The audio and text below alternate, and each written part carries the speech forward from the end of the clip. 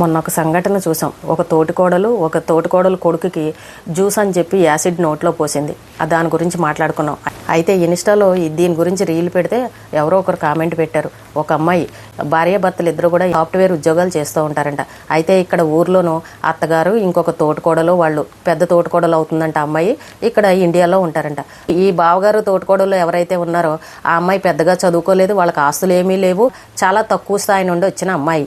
అయితే ఈ అత్తగారు ఏం చేస్తున్నారంటే అమెరికాలో ఉన్న చిన్న కొడుకు కోడలు సంపాదించిన డబ్బునంతా తీసుకొచ్చి ఈ పెద్ద కొడుక్కి కోడలికి పెడుతుందంట. ఇక్కడ ఊర్లో ఉండి ఆ ఇంటికి మొత్తం వాళ్ళ దగ్గర డబ్బులు లాక్కుని ఇంటికి మొత్తం రిపేర్లు చేయించడం, పెట్టుబడులు పెట్టడం, ఇలాంటివన్నీ చేస్తుందంట. పైకి చుట్టూ ఉన్న బంధువులకి అక్కడ ఉన్న వాళ్ళకి ఏమని చెప్తుందనంటే ఇదంతా మా కొడుకే సంపాదించాడు, మా కొడుకే చేయించాడని అందరికీ గొప్పలు చెప్తుందంట.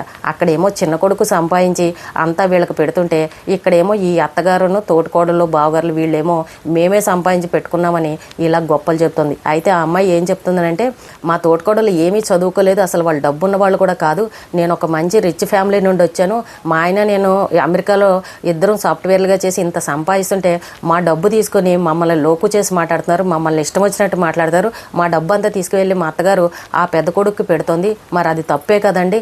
అంటే ఇక్కడ తప్పు అంతా పెద్దవాళ్లే చేస్తున్నారు, పిల్లల మధ్యన గొడవలు పెడుతున్నారు, మేం కష్టపడి చదువుకొని మేం సంపాదించుకుని నా పుట్టింటి నుండి నేను ఇంత ఆస్తులు సొమ్ములు తెచ్చుకుని ఉంటే మా ఆయన దగ్గర తీసుకుని మా అత్తగారు వాళ్ళకి పెట్టడం అది ఎంతవరకు కరెక్టు, అసలు ఇంట్లో గొడవలు రావడానికి కారణం ఈ అత్త మామే చేస్తున్నారని ఆ అమ్మాయి ఒక కామెంట్ పెట్టింది. అది కూడా తప్పే కదండి. ఒక కొడుకు సంపాదించిన సంపాదన తీసుకొచ్చి ఇంకో కొడుకు పెట్టడం, అందరి దగ్గర గొప్పలు చెప్తే మరి వీళ్ళ కోపం రాదా? చాలామంది ఎన్ఆర్ఐల పరిస్థితి ఇలాగే ఉందండి. 2-3 పిల్లలు ఉన్నారనుకోండి, ఒక కొడుకును అమెరికాకు పంపిస్తున్నారు, తర్వాత పెళ్ళిళ్ళు అయిన తర్వాత ఆ కొడుకు దగ్గర సంపాదించిందంతా నువ్వు డబ్బులు పంపించని డబ్బులు తీసుకోవడం అంతా కూడా వాళ్లే పోషించాల్సిన పరిస్థితి. వీళ్ళు చూస్తే ఇక్కడ ఏమీ సంపాదించరు, పైకి గొప్పలకు మాత్రం నా కొడుకు అమెరికాలో ఉన్నారని ఈ రకంగా చెప్తారు, మేము చదివించాము మేము పంపించాము అని అంటారు.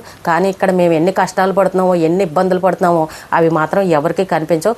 ఇక్కడ మేము లోన్లు కట్టుకోలేక మేము తినడానికి సరిపోక ఇబ్బందులు పడుతుంటే ఇంకా డబ్బులు పంపించు, దానికి డబ్బులు పంపించు, దీనికి డబ్బులు పంపించని మా దగ్గర నుంచి డబ్బులు వసూలు చేస్తున్నారు. పిల్లల చదువులకు కూడా మా దగ్గర నుంచి డబ్బులు తీసుకుంటున్నారు. అంటే వీళ్ళు అమెరికా పంపించిన పాపానికి మేము వాళ్ళ కుటుంబాన్ని కూడా జీవితకాలం మేము పోషించాలన్నమాట.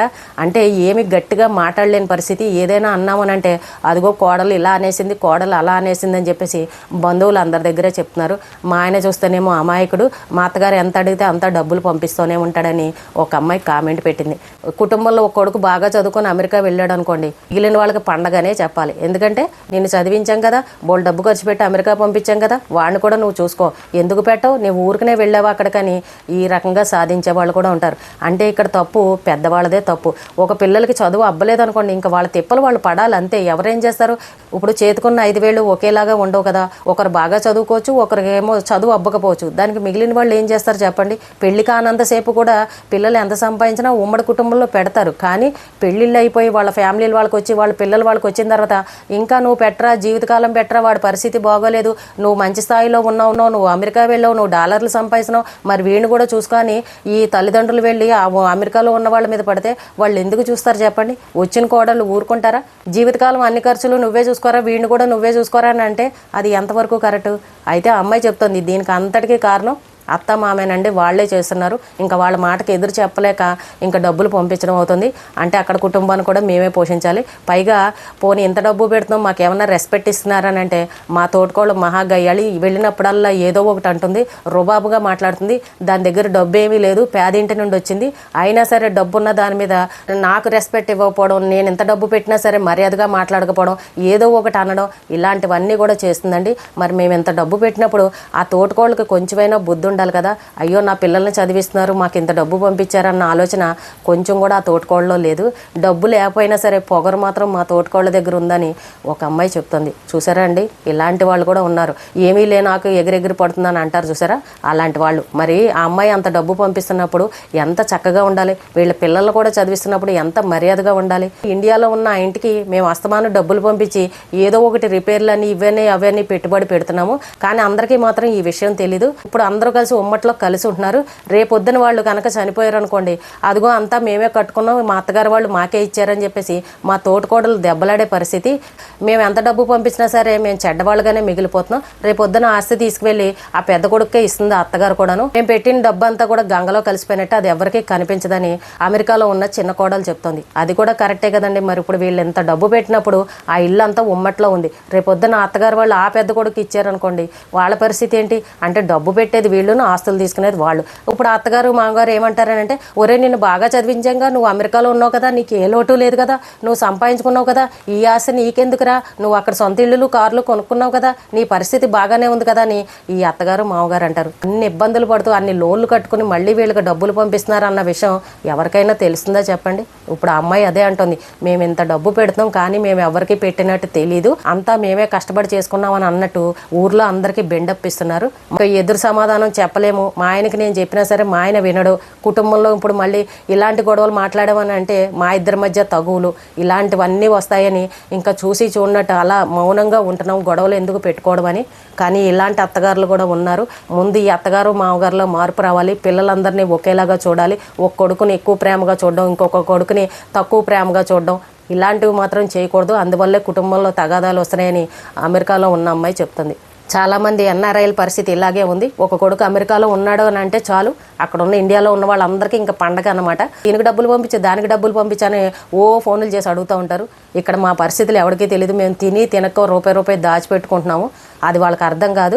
ఎప్పుడో వెళ్ళిపోయి బాగా సంపాదించిన వాళ్ళు అని అంటే పర్వాలేదు, ఓకే, వాళ్ళు సెటిల్ అయిపోయారు, వాళ్ళు ఒకరికి పెట్టే స్థాయిలో ఉన్నవాళ్ళు అనుకోండి, ఏమీ ఇబ్బంది లేదు. కానీ కొత్తగా ఈ మధ్య వెళ్ళిన వాళ్ళు ఉన్నారు చూసారా, కొత్తగా ఉద్యోగాల్లో జాయిన్ అవ్వడం, ఆ ఉద్యోగాలు కూడా సరిగ్గా లేకపోవడం, ఎప్పుడు ఉద్యోగం ఉంటుందో ఎప్పుడు ఉద్యోగం ఉండదో తెలీదు, రూపాయిని జాగ్రత్త పెట్టుకుని అవి ఇవి కొనుక్కోవడం, ఏదో అలా కాలక్షేపం చేస్తున్నారు. అలాంటి వాళ్ళని కూడా ఒరే నువ్వు అమెరికాలో ఉన్నావు డబ్బులు పంపించరా అని ఊరికే ఫోన్లు చేస్తే పాపం వాళ్ళు ఏం చేస్తారు చెప్పండి. మొన్న కూడా ఎవరో ఒక అబ్బాయి రీల్ పెట్టాడు, అమెరికాకు వచ్చేసరికి ఇంటి దగ్గర తల్లిదండ్రులు ఒరే డబ్బులు పంపించరా, దీనికి కావాలి దానికి కావాలని ఫోనుల్లో అడుగుతున్నారు. ఇక్కడ చూస్తే మా పరిస్థితి సరిగ్గా లేదు, ఆ పార్ట్ టైం జాబ్ కూడా ఒకసారి ఉంటే ఒకసారి ఉండట్లేదు, మేము ఎక్కడి నుంచి డబ్బులు పంపించాలి, ఆ తల్లిదండ్రులకి మా పరిస్థితి ఏంటనేది అర్థం కావట్లేదు, మేము ₹1 ఖర్చు పెట్టాలని అంటే 100 సార్లు ఆలోచించాలి, తిని తినక రూపాయిని దాచిపెడుతుంటే వాళ్ళు డబ్బులు పంపించాలని అడుగుతున్నారు. ఇక్కడ ఎన్ని కష్టాలు పడుతున్నామో ఇండియాలో ఉన్న వాళ్ళకి తెలియదు అని పాపం అక్కడ ఉన్న వాళ్ళు బాధపడుతున్నారు. చూసారా అండి, కొన్ని కుటుంబాల్లో గొడవలు ఇలా ఉన్నాయి. అమెరికాలో ఉన్నారు పిల్లలని అనుకుంటున్నాం కానీ అమెరికాలో ఉన్నారని అంటే ఇంకా ఏదో కోట్లు ఉన్నట్టే అక్కడ. వాళ్ళు ఎన్ని ఇబ్బందులు పడుతున్నారు అనేది ఎవరికీ తెలియదు. పాప మా అమ్మాయి చెప్తుంది, ఏమీ అనలేక ఇంకా కుటుంబంలో గొడవలు ఎందుకని అలా సర్దుకుపోతున్నామండి. కానీ వాళ్ళు చనిపోయిన తర్వాత ఏం జరుగుతుందో తెలీదు. ఆస్తి అంతా తీసుకువెళ్ళి పెద్ద కొడుకు ఇచ్చింది అనుకోండి, ఇంకా మేమేమీ చేయలేము. మేము బోల్డ్ అంత డబ్బు పెట్టాము ఆ ఇంటికి, అది ఎవరికీ కనిపించట్లేదు. వాళ్ళని కూడా ఈ రోజుకి కూడా మేమే పోషిస్తున్నాం, మేమే చదివిస్తున్నాము. జనాలు ఎవ్వరికీ తెలియట్లేదు. ఈ పెద్దవాళ్ళు కూడా తెలుసుకోవాలి, ఎవడ సంపాదన వాడిది, ఎవడ తిండి వాడిది, ఒకరినొకరు పెట్టుకోవాల్సిన అవసరం లేదు. మీకు ఇష్టమైతే ఇష్టపూర్వకంగా పెట్టుకోండి, లేకపోతే మాత్రం గొడవలు పడకండి అని చెప్పేసి తల్లిదండ్రుల్లో ఎప్పుడైతే మార్పు వస్తుందో అప్పుడే కుటుంబాల్లో గొడవలు లేకుండా ఉంటాయి. లేకపోతే ఒక కొడుకును ఒకలాగా ఒక కొడుకు బాగున్నాడంటే ఒరే వాడి ఫ్యామిలీ కూడా నువ్వే చూడరా అని ఆ భారం అంతా తెచ్చి మా మీద వేయడం. ఈ గొడవలన్నిటికీ కారణం ఎవరు? పెద్దవాళ్లే కదా. అదే చెప్తుంది ఆ అమ్మాయి కూడా. అమెరికాలో ఉన్న కొడుకులు కోడళ్ళ పరిస్థితి ఈ రకంగా ఉంది. మరి ఈ అత్తగారులు ఎప్పుడు తెలుసుకుంటారో తెలీదు. కుటుంబంలో సగం గొడవలకు కారణం ఈ పెద్దవాళ్ళేనండి అని చెప్పేసి ఆ అమ్మాయి చెప్పుకొచ్చింది. ఇదే మాట మనం తల్లిదండ్రులను అడిగామనుకోండి, వాళ్ళు ఏమంటారు, వాడు పెద్దోడు, వాడు బాగా చదువుకున్నాడు, అమెరికాలో ఉన్నాడు, చిన్నవాడిని చూస్తే ఏం పోయింది, పాపం వీడి దగ్గర ఏమీ లేదు కదా, పిల్లలతో ఇబ్బంది పడుతున్నారు కదా అని ఈ రకంగా మాట్లాడతారు పెద్దవాళ్ళు. కానీ వచ్చిన కోడళ్ళు ఊరుకోరు కదండి, వాళ్ళు బయట నుండి వస్తారు. నా మొగుడు సంపాదన నాకే కావాలి, మేమే పైకి ఎదగాలి, మేము అన్నీ కొనుక్కోవాలి, మా పిల్లల కోసం దాయాలని ఏ కోడలైనా అనుకుంటుంది. ఎవరి భర్త సంపాదన మీద వాళ్ళకి హక్కు అనేది ఉంటుంది. ఒరే తమ్ముడికి పెట్టరా, అన్నయ్యకి పెట్టరా అని తల్లిదండ్రులు అడిగారు అనుకోండి, పాపం వీళ్ళు ఎందుకు పెడతారు? తోటికోడళ్ళ మధ్యన తగువులు రావా? ఇప్పుడు ఏ ఇంటి కోడలతో అమ్మ నువ్వు తోటికోడలు పిల్లలకు పెట్టారంటే ఎవరు పెడతారు ఈ రోజుల్లో? ఎవరి సంపాదన వాళ్ళదే, ఎవరి ఖర్చులు వాళ్ళవే. కాబట్టి ఈ పెద్దవాళ్ళు కూడా అర్థం చేసుకోవాలి, పిల్లల మధ్యన తగువులు రాకుండా ఉండాలని అంటే మీరు చదివించినంత వరకు చదివించారు, పెళ్ళిళ్ళు చేశారు, ఇంకా వాళ్ళ కుటుంబాలను వాళ్ళు చూసుకోవాలి, వాళ్ళు పోషించుకోవాలి, ఎవరి బాధ్యతలు వాళ్ళవే. ఇంకా మీ దగ్గర ఏదన్నా ఉంటే బాగోలేని పిల్లలకి మీరు ఇచ్చుకోండి, తప్పేమీ లేదు.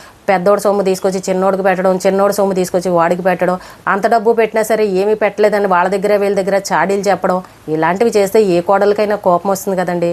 కాబట్టి అత్తగారులు కూడా తెలుసుకోండి, ఈ రోజుల్లో ఎవరి సంపాదన వాళ్ళది, ఎవరి బతుకులు వాళ్ళు బతకాలి.